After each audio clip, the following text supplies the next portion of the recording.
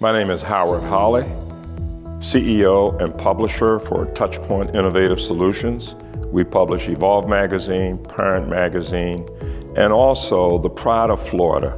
And this special issue of The Pride of Florida will be about the story of Fort Mosaic.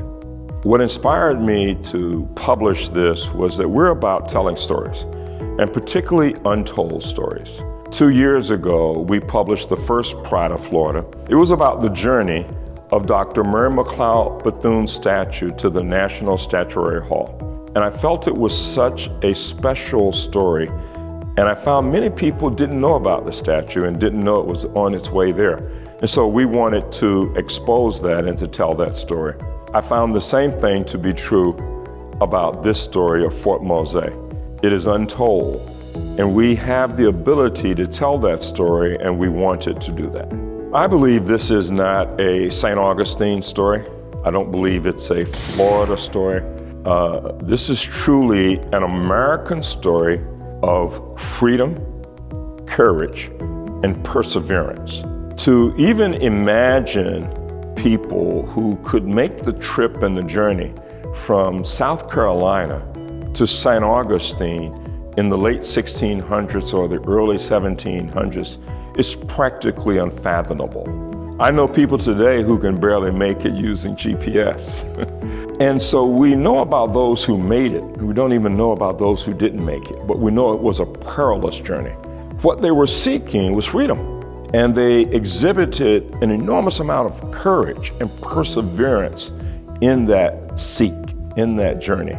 And boy, you can't help but be proud of these enslaved Africans and their desire for freedom. What I'm hoping will happen through The Pride of Florida, the story of Fort Mosaic, is that we expose this wonderful untold story. Charles Ellis is the CEO of the Fort Mosaic Historical Society, and he tells the story about people who would come here to the Fort Mosaic State Park and expected to see a fort.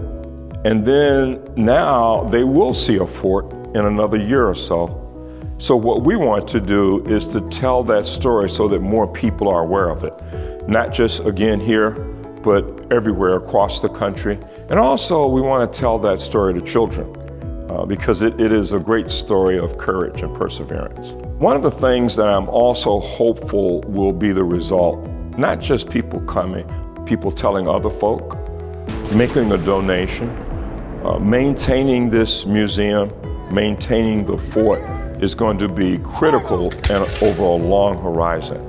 But I always know that when people get excited about things, they always want to amplify, they want to tell the story, and they'll go in the pocket no matter how much it is and contribute and donate to it. So that's going to be a big piece, and we hope that everyone will support the fort.